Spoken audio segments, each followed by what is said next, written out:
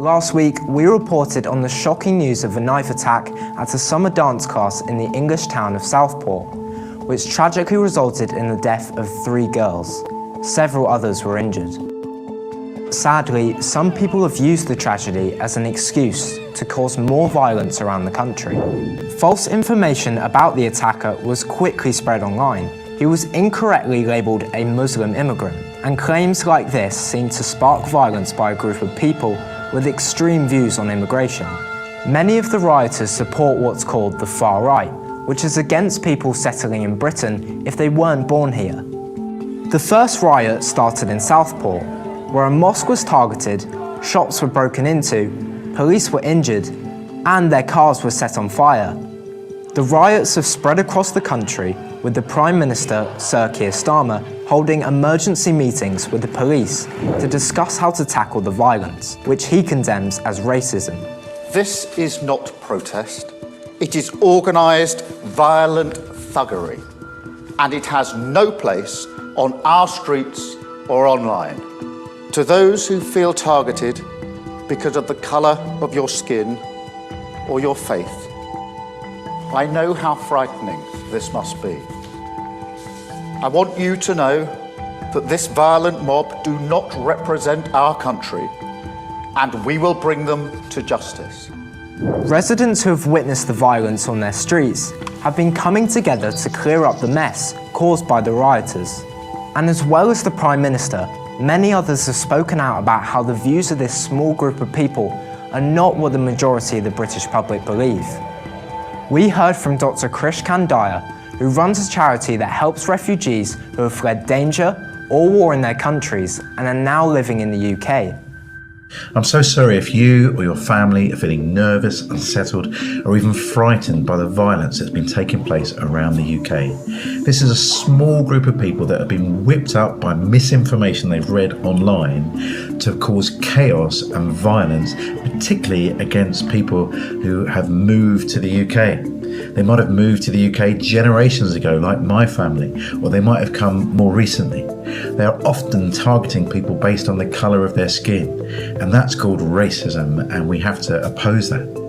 But they're also blaming migration for some of the problems that our country is facing right now, whether that's a lack of housing, whether it's long NHS waiting lists, or whether it's just the cost of living crisis. And that's really unfair to blame this group when actually everybody from all sorts of backgrounds across the UK are facing the same struggles. But it's an age-old approach to blame people that look different to others. On top of focusing on migrants, they've actually focused specifically on asylum seekers. And some of the hotels that have been used for asylum seekers have been targeted. One was set on fire recently. It must have been terrifying to have to leave your country because of war or terror and move to the UK to find safety and then find an angry mob trying to burn your hotel down. I think we need to take comfort that the police really are cracking down on these organised gangs of criminals, and they are prosecuting them, and pretty soon I'm sure peace and order will be restored.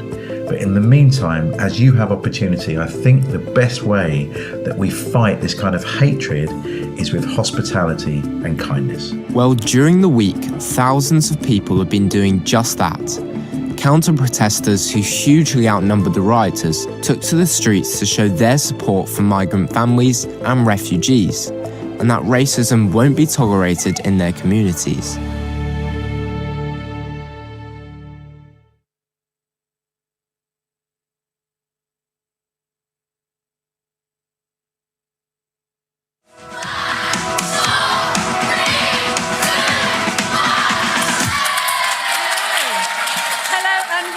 To the British Library, what is perhaps the largest library collection in the world. More than 170 million things.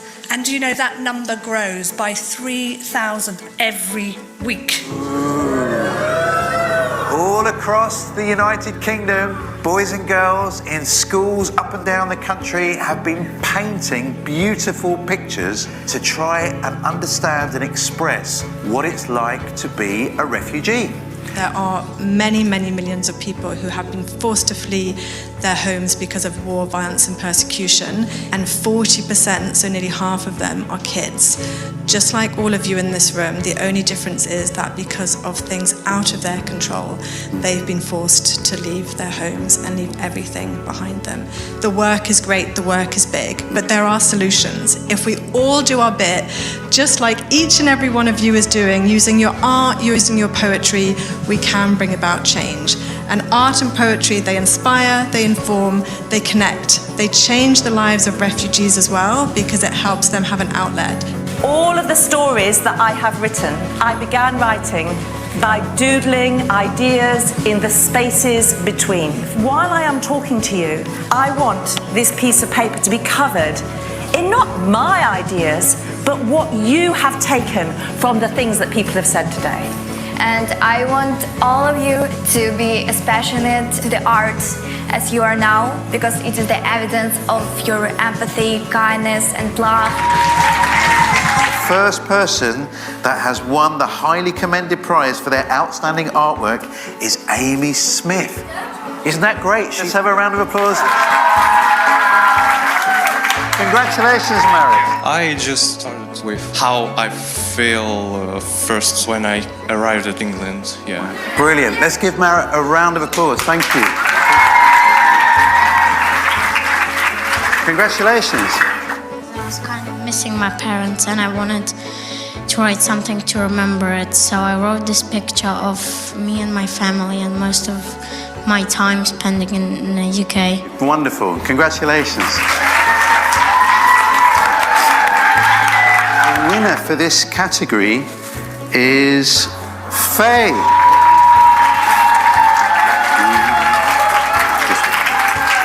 And we have one more winner in this category for artwork.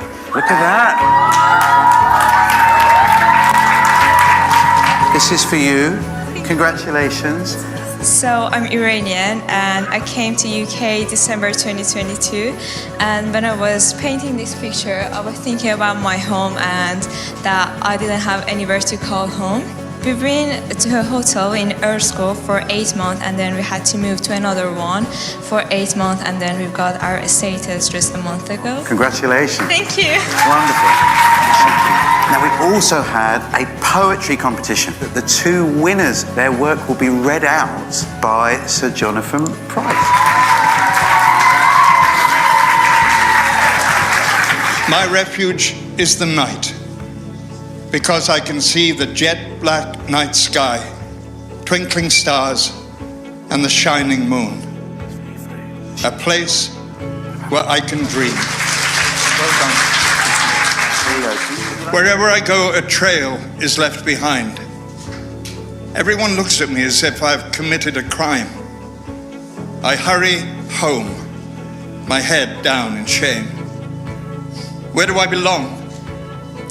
They can't even pronounce my name. Cold darkness suffocates as my eyes trail the haunting shadows. I recall the warm glow of the memories that freely flow. Let's have a round of applause for Charlotte.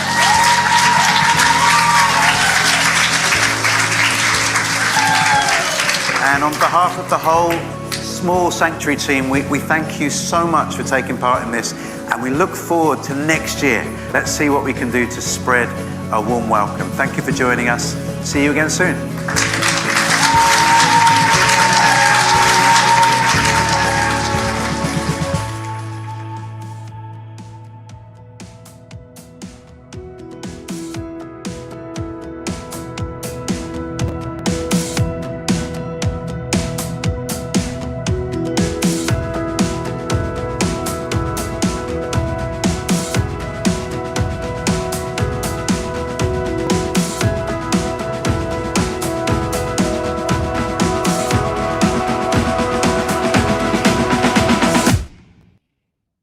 Good morning, everybody. My name is Krish Kandiah. I'm the director of the Sanctuary Foundation, and I'm so pleased that you've joined us for this special great big live assembly for Black History Month. And I'm really excited to introduce you to my two co-hosts. Natalie and Naomi Evans, they are influencers, they're educators, they're authors, and they've even got an award-winning Instagram channel that's fighting racism. It's called Everyday Racism. So if you're on Insta, please follow along. Good morning, Natalie. Good morning, Naomi. Lovely to see you. Good morning. Hello, I'm Natalie. And I'm Naomi. Morning, everyone. And this morning we have over 150 secondary schools joining us, including Chelsea Academy in London and an international school in Sweden, and also Naomi's school, Simon Langton Girls in Canterbury. Hi, everyone. Special welcome to you. You know what? Even since this morning, it's jumped. It's 192 schools now and 63,912 young people watching around the country. I did a Google search and I found out that's the same number as the people that live in the entire town of Bracknell, which is where our tech team are based today at Kerrith Church. So welcome, everybody. That's a significant number of people that can make a difference to fight racism. And as many of you will know, Black History Month was started because too often people that tell the story about our world leave out the amazing contributions that Black people have made. And so this is an opportunity to remind ourselves of those Black heroes who have shaped our nation. I wonder who your Black heroes are, and the chat should be working on your YouTube channel. So teachers, maybe you want to contribute there, and there will be a competition a little bit later on. But I caught up yesterday with a BAFTA award-winning TV presenter. He's only 13 years old. His name is Jeriah Kibusi, and he's a presenter on the fantastic news program FYI, which is a program run by young people for young people. I asked Jeriah, who are your Black heroes? My first hero is the famous boxer Anthony Joshua. He is one of the UK's most successful boxers, with 28 wins and only 4 losses in his career so far. Even during the bad times, he shows resilience and finds a way to bounce back and get back in the ring. He's one of my heroes because he's just such a cool, amazing person. He's really inspired me to achieve great things. Another one of my heroes is Ruby Bridges. In 1960, Ruby Bridges was the first African-American to go to an all-white school. Before that, Black and white children learned in different schools. And some people believed that's the way it should stay. At the age of just 6, with the US Marshals protecting her, she had to walk past protesters shouting horrible things at her. But instead of letting it put her off, she fought for her education. And she continues to campaign for children to have equal rights in education today, no matter their race. My final hero is Baroness Floella Benjamin. Now, she's one of my heroes because, like me, she started out in the world of presenting for children's TV, and growing up, a lot of my family members watched her. Then she transitioned into the world of politics and is now sitting in the House of Lords campaigning for children's rights. And I'm lucky enough to have met her when I announced she would be awarded a BAFTA Fellowship Award for significant contributions to the television industry. So these are my heroes. But who are yours? Let's shine light on the people who inspire us and hear about their lives. And it's important that we don't just talk about them in Black History Month, but we talk about them all the time because it inspires so many young people like myself, and it shows that we can achieve whatever you want to achieve and do whatever you want to do. Great job, Jeriah. Thank you for joining us for that. Now, we're going to have a little competition and your school could win a little prize. This is a book that my wife and I wrote to try and help people understand a little bit about the Bible. A lot of people think everyone in the Bible is white. Turns out hardly anybody in the Bible is white. It's full of people of color. Now, we're going to have a competition. It's going to be hosted by someone very special. And if you want to take part, you can use the chat function on YouTube, or you could use my email address, and I'll be monitoring that closely. My email address is krish@greatergoodglobal.org. There it is on the screen. So have it ready because your school could be a winner. Let's see who it's going to be. But who is our mystery presenter? Well, to guide us through the quiz this morning, we are delighted to have the TV presenter Gemma Hunt with us. You might recognise her because she presents on the BBC. I am so delighted that we are celebrating Black History Month and the amazing ways that Black people make our world better. Can I get an amen to that? All right then, so let's think about some of our brilliant Black heroes. Now, your school can join in with this, so take a look at these photos and see if you can match the person with their achievement. So we have got Tessa Sanderson, Mary Seacole, and Charles Ignatius Sancho. But who was the healthcare practitioner?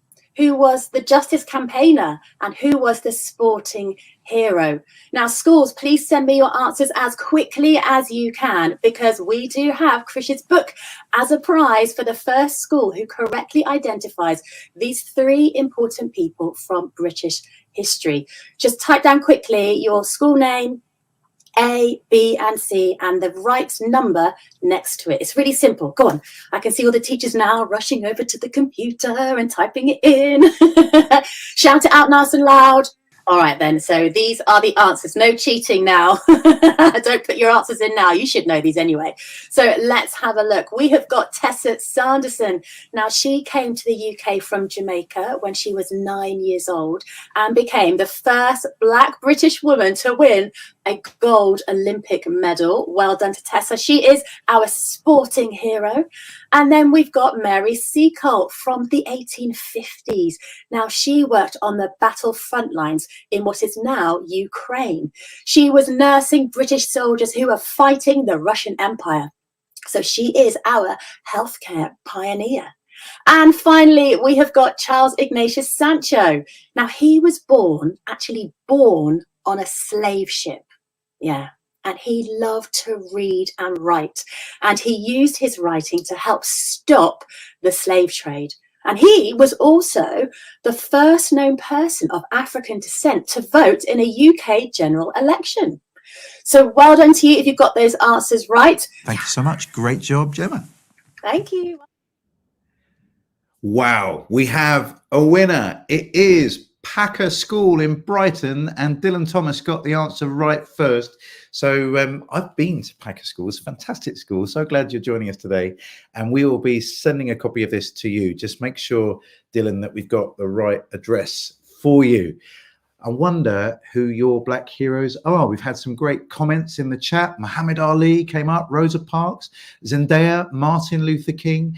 Well, we asked lots of people that you might recognize who their Black heroes were. Let's have a look.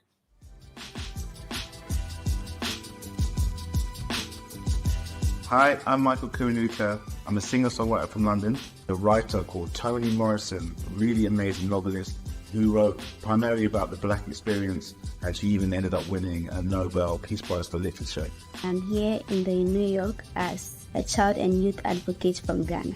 I would like the world to know about Dr. Kwame Nkrumah of Ghana. He was the one who helped us to be the first country in West Africa to gain independence, and he is the reason that we are where we are today as a nation.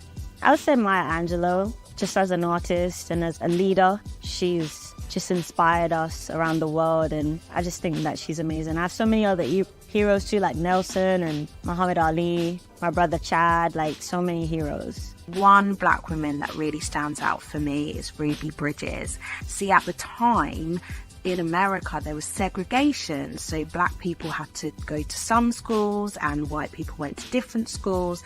And at this time, Ruby Bridges was so clever and she passed an exam, which meant she went to an all-white school. And as you can imagine, she must have got really, really bullied and treated really badly, so badly, in fact, that she was escorted into school by police. But she went, she did it, she graduated, and now she's an incredible woman. My hero is actually my late brother. He just died a few months ago, Roger Anthony Johnson. Some people may know him as DJ Scratch. He laid the foundation for British hip-hop as it is today. And what I really would inspire you to do is follow your passion so that you can become somebody else's Black hero.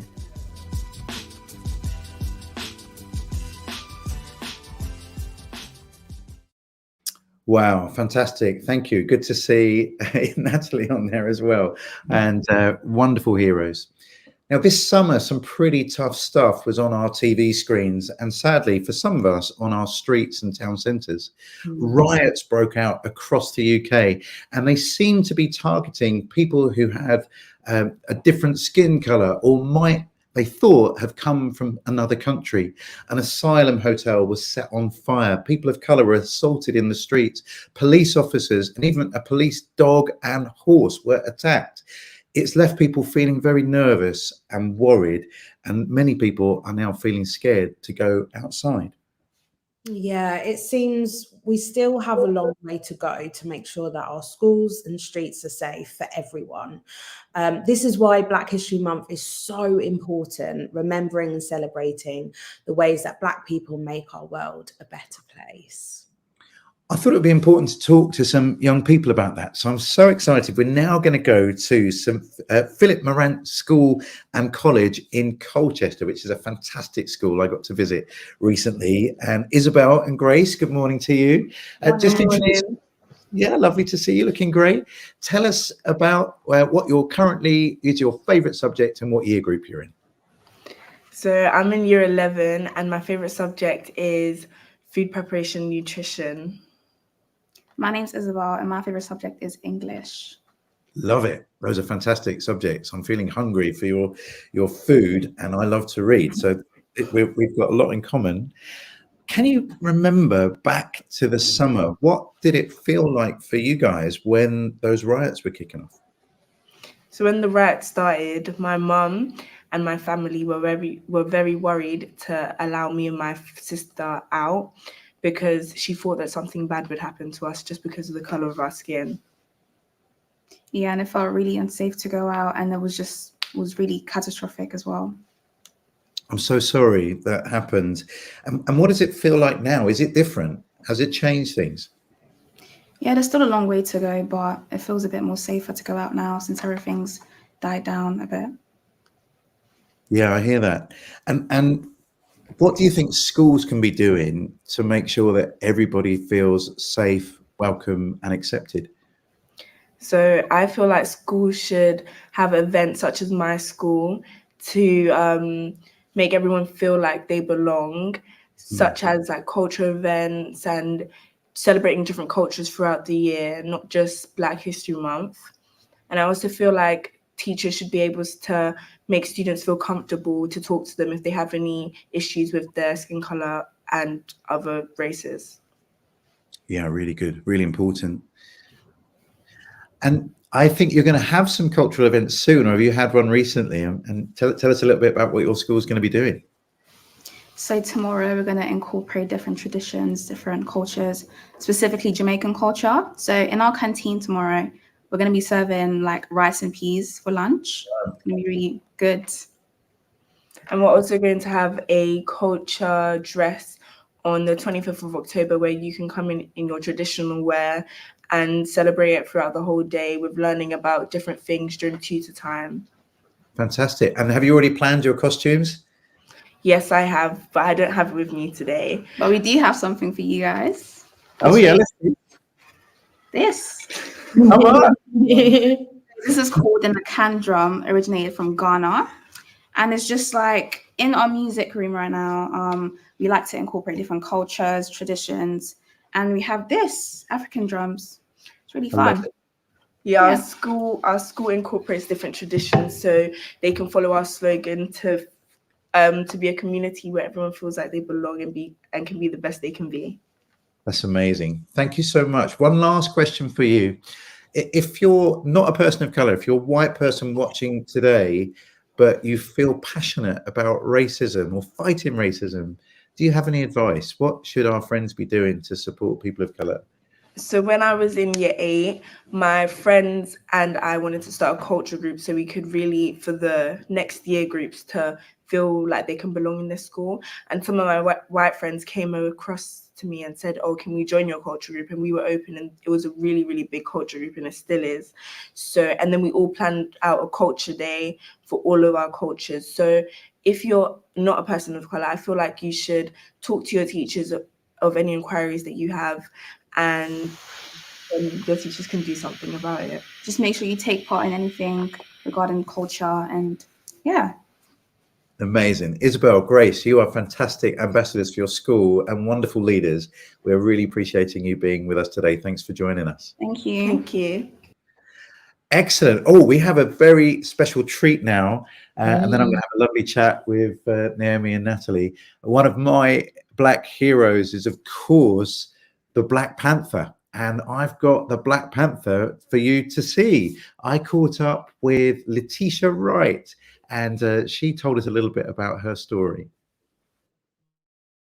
My name is Letitia Wright, and I've been in films such as Black Panther, Avengers, Sing 2. When I first came to the UK, I was only 7, and it was a bit of a culture shock.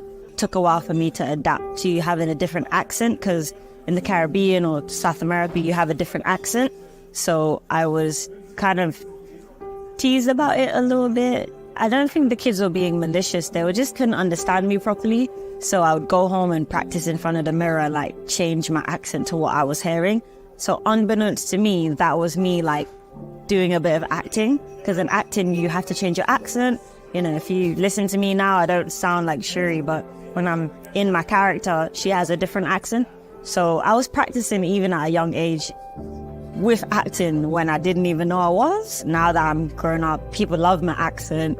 They love the mixture of British accent and Guyanese accent combined. So I would say to any child that feels lonely or excluded because of the color of their skin or the accent or anything that's different about them, is that the negativity or the things that are negative aren't true. If you have an accent or you're from somewhere different, it means that you are special. I hope that as children you can love yourself perfectly the way God made you. And if you need anyone to be a hero and defend you, just call me, I'll be there.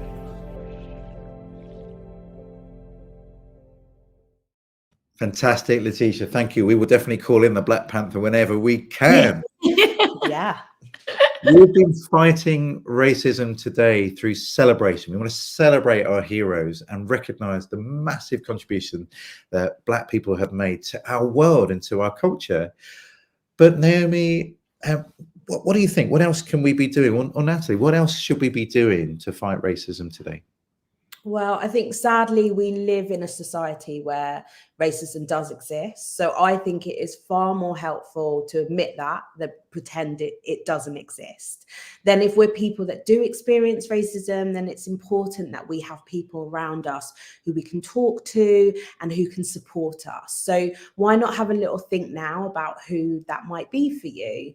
And if you're someone that doesn't experience racism, I think it's important we learn how racism shows up, because one, we don't want to perpetuate it, and two, we can support our friends and be allies to those who do face racism. Yeah, absolutely. And I think we need to make sure that we're not living in a place of fear where we can't talk about our experiences.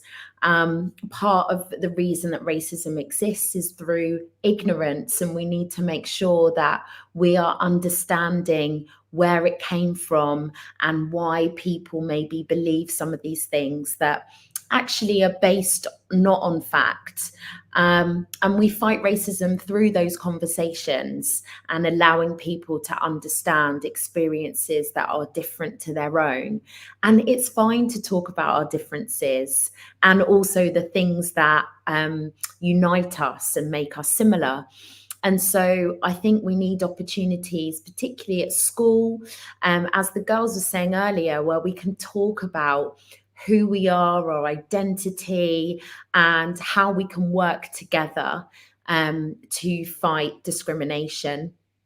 So it might be that after the assembly today, you want to talk about ways that you can make your school a place that is safe, but also where those conversations can happen. And I think it's really important that we talk to the adults around us. Sometimes that can be hard, but I think that unless we talk openly about these things, particularly with our teachers and the leaders of our school, then things won't change. Yeah. Really helpful. And also just think about practically as well what you could do. So maybe think about an inclusion club or a show or an anti-racist campaign or a book club or something that you can do within your school. So helpful, so helpful. We're nearly out of time, but I want to go to one more school and let's have a brief chat with the Reverend Dwight in Chelsea Academy. Thanks for joining us. Now, you're a chaplain in the school. Just tell us very briefly, because our time's relatively short now, what have you seen in recent days and months when it comes to racism? I'll be honest, unfortunately, I've seen quite a lot of tension between young people and everyone, to be honest. A lot of people are wondering what side to pick on, but the most important lesson I can always teach them is to be on the side of peace, to be on the side of unity and be on the side of justice. And it's sad to see all the division, but we are unified through peace and love and kindness. So let's share that amongst all of us. I love that, Reverend. Thank you. Now, you're a Reverend, you're a chaplain, so I'm going to ask you to say a little prayer for us. If those of us watching, if prayer is not something you do, maybe just take a few moments of silence just to think about what you can do to help racism, fight racism, whether that's because you're a person of color or because you want to be an ally. But Reverend, if you are able, could you just lead us in a little prayer? Thank you. Yes, of course. I invite you all to reflect and pray with us for all of the schools across the nation. If prayer is not something that you usually do or feel comfortable with, please feel free to join us in this moment of reflection and prayer by contemplating on what we've learned in this assembly and the prayer you're about to hear. Let us pray. Dear God, thank you for the wonderful world that we live in, filled with diverse cultures, traditions, ethnicities, and countries that shape who we are. Help us to see beyond our differences and not judge others by appearance, race, or cultural heritage. Grant us the strength to recognize the beauty within each person, the wisdom to learn from one another, and the compassion to embrace those whom others may overlook. Above all, unite us in your love so that we may be one for your Son, Jesus Christ. Amen. Amen. Amen. Thank you, everybody, for joining us. I believe the 63,000 of us can make a huge difference to make sure every school is a place of welcome for every child, and every young person. So it's fantastic that you're able to join us today. Huge thank you to Philip Morant School and Isabel and Grace. Thank you, of course, to Natalie and Naomi for joining us, to Reverend Dwight, Letitia Wright, and also, of course, Gemma and Jeriah. We hope you can join us again soon. We put on these live assemblies to help schools think about some of the bigger issues of life and how we can find a positive way forward. So I hope you have a fantastic rest of your day. We'll see you again very soon. Thank you. See ya.